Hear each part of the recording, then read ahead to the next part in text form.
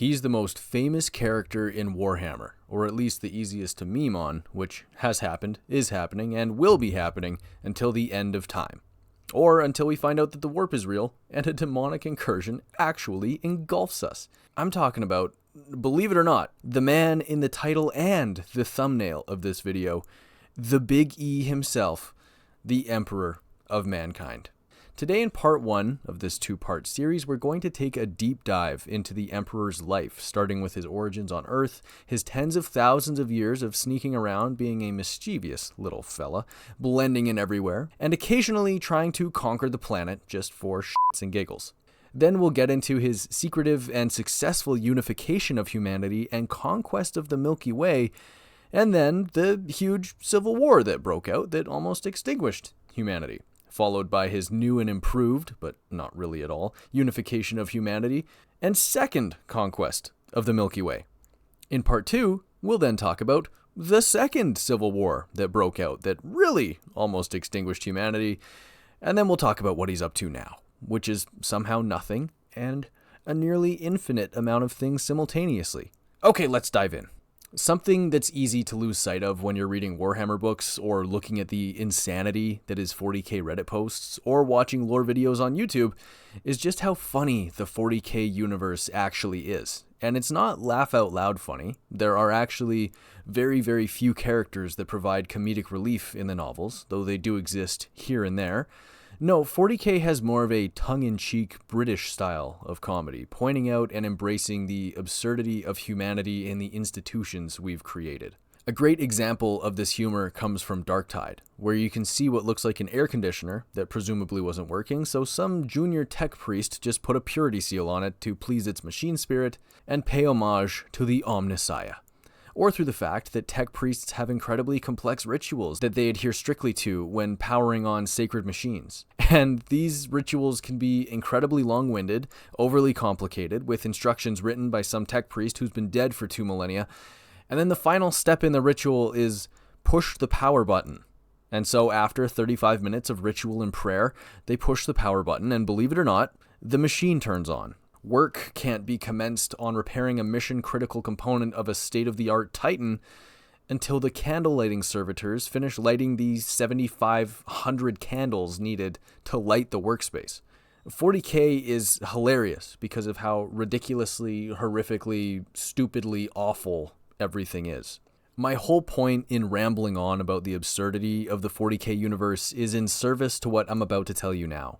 We all know that no other faction in 40k does propaganda and misinformation spreading amongst its own populace better than the Imperium. The Imperium is so good at this, in fact, that we as readers of the lore have come to expect that a lot of the information that we take as fact, or at least what we conclude to be the best available information out there, is just as likely to be Imperial propaganda, misinformation, or just straight up untruths that are either represented as fact or are just accepted as fact because billions, then trillions, then quadrillions of people believed it. I think that the most interesting case of this is the story surrounding the origin of the Emperor, which is where we officially start today's video. As far as we know, the tiny little baby who would become the Emperor was born in ancient Anatolia, in what is now modern-day Turkey, around 8000 BCE. And how do we know this? Great question. Moving on, the tiny little Emperor baby was supposedly born to loving parents, and he grew up for the first number of years of his life pretty normally. His family lived in a small community, as pretty much all of humanity did at the time, and nothing really out of the ordinary happened to him until around the age of 14. His father had passed during his childhood, and one day the boy who would become the Emperor decided that he wanted answers. He held his father's skull in his hands. Oh, in his village, they kept their loved ones' skulls in their houses, I guess, and simply brushed his fingers against the hole in the bone of the skull. As he did, at once he knew what had happened to his father. I'm now going to quote a passage from the Master of Mankind, because even though I just spent a bunch of time explaining how we can't trust anything about the Emperor's origins because it very likely is just a bunch of Imperial propaganda, well, I like this Imperial propaganda. Here we go. He saw the fall of the bronze knife from behind. He saw his father fall into the mud. He saw everything that had happened leading to this moment in time. The boy who would be king rose from the floor of his family's hut and walked out into the settlement, his father's skull clutched in one hand.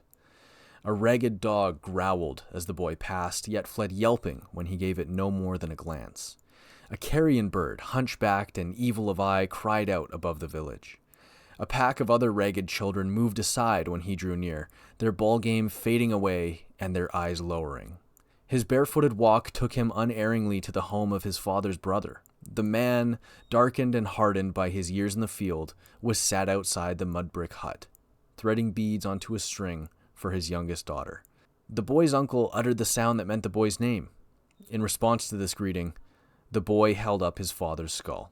Many centuries after these events, citizens of even civilized and advanced cultures would often misunderstand exactly what a myocardial infarction was. The savage, constricting pain in the chest was due to blood no longer flowing cleanly through the heart's passages, causing harm to the myocardium tissue of the heart itself.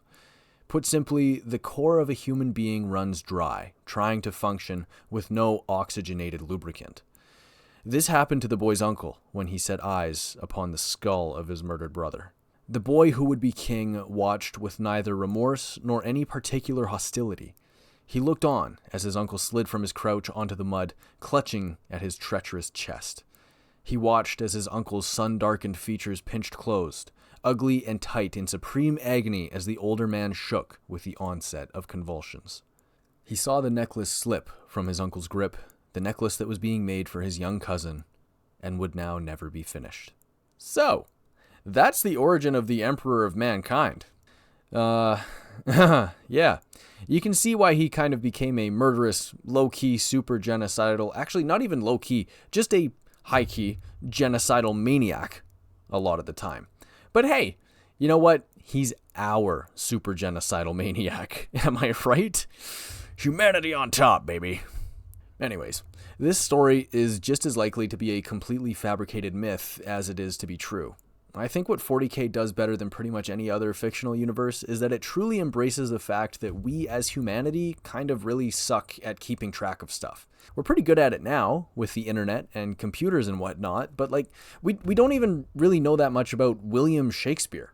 And he invented 1,700 words that we use today. He could be the most influential English-speaking person of all time, and he lived less than 500 years ago. And yet we don't know his date of birth, his upbringing, his education, which quite frankly seems important for a guy who invented 1,700 words that we use now. I've probably used some Shakespearean words in this video already. We don't even know anything really about his physical appearance, his personal life, his cause of death. We don't know shit. So, it seems pretty fair that in 40k, once humanity has gotten to the point where it has spread itself literally across the entire Milky Way galaxy, that even though we are way in the future, we are somehow even worse at keeping track of what's true and what isn't than we are now. With all that being said, let's talk about how the emperor was also Alexander the Great. This is what I love so much about this whole thing. On the one side, we can't trust anything we read about the emperor. On the other side, we can be like, guess what? The emperor was Jesus. And it's like, sure, why not? I guess. Supposedly, Alexander the Great actually was the emperor, or the man who would become the emperor, when he decided to get into his whole warlord era.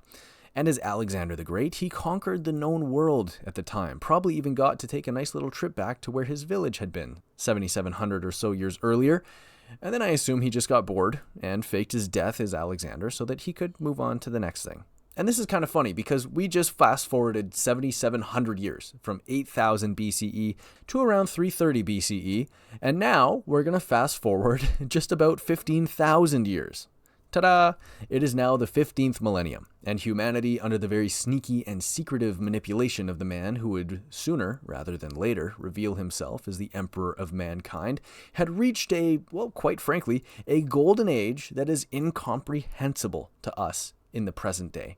This, and I cannot stress this enough, was a sick time to be alive as a person. Being alive in 40k, f***ing sucks. But being alive in the 15th to the 25th millennium was just dope.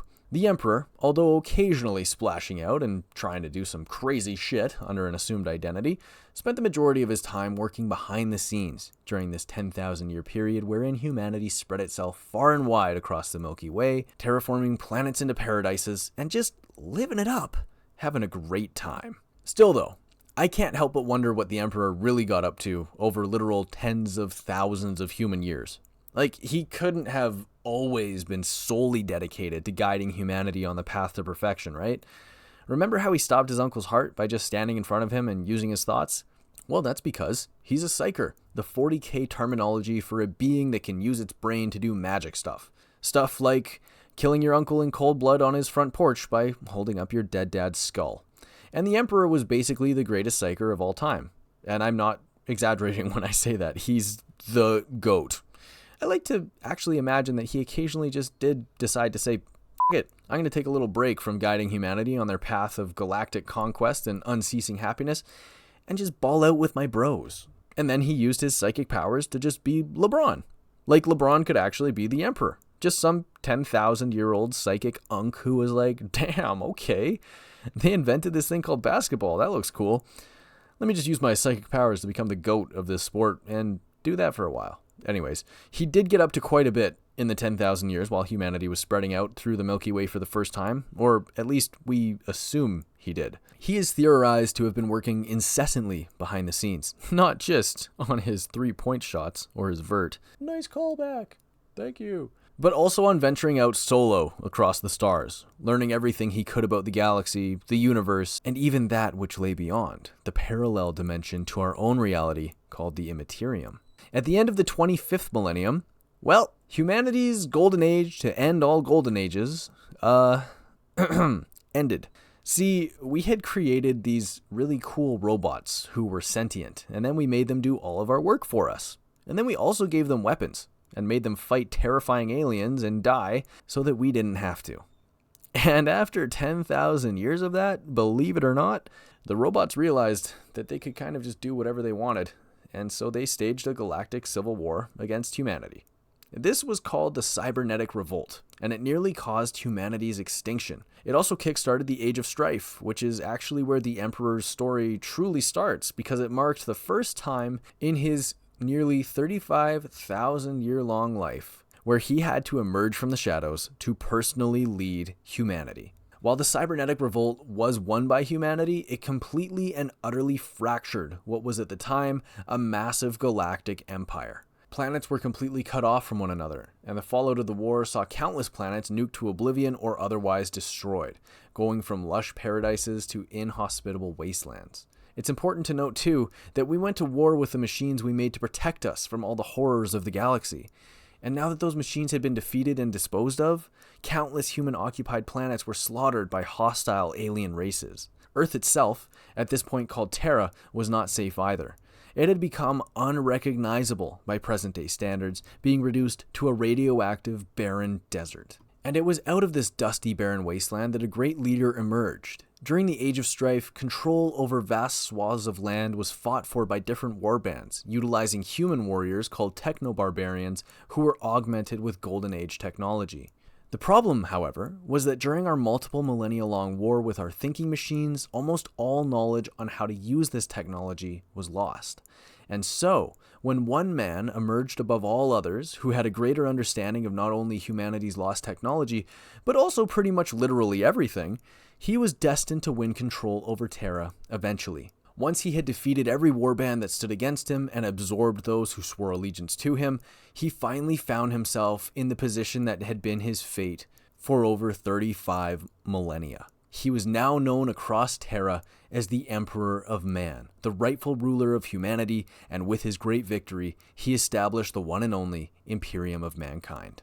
By this stage, the Emperor had already created his 18 Astartes legions, and even before that had created his immortal personal guard, the Legio Custodes, led by the great Constantine Valdor.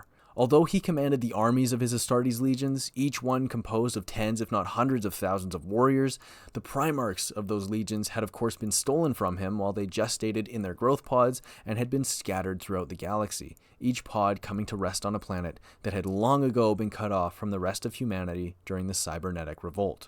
It was therefore in the late 31st millennium that the Emperor of Mankind, along with his Custodes, Astartes, Imperial Guard, and the forces of the Mechanicum, the great tech priests of Mars, set out on Galactic Conquest 2.0, with the Emperor thinking, all right, we don't use AI anymore, we only have people, they all love me, I'm going to find my sons and give them command of their own personal armies of mini-thems. I'm going to reunite all of our lost worlds and show them that they're not alone, and we're going to truly take over the galaxy.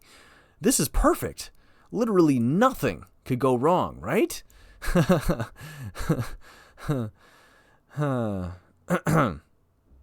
Incorrect. Now, this is something I've never done before, but since I am feeling quite under the weather and I really want to rest my voice and I'm in pain and I have a job I need to get ready for this week, I am recording this on a Sunday, and I want to rest, I'm going to end this one here. But don't worry, this is only part 1 and I will be releasing part 2 the day after I release this video, so if you're watching this one now, part 2 should be up already and will be linked on the end screen and in the description. In part 2, we'll spend some time diving more deeply into the entirety of the Great Crusade, some key decisions made by the Emperor that had some very far-reaching and dramatic effects on the Crusade and the Imperium as a whole. Of course, we will be discussing the Horus Heresy, and, spoiler alert, the Emperor's death, and the fallout of that whole horrifying ordeal. More like Horus-fying. I'm delusional. Now, I'm going to go make some tea and pass out. Please leave a like if you enjoyed, subscribe for more content like this, and let me know in the comments what you want to see next. Well, technically, next, because next, you're going to see part 2 of this video. So, yeah. Okay, bye.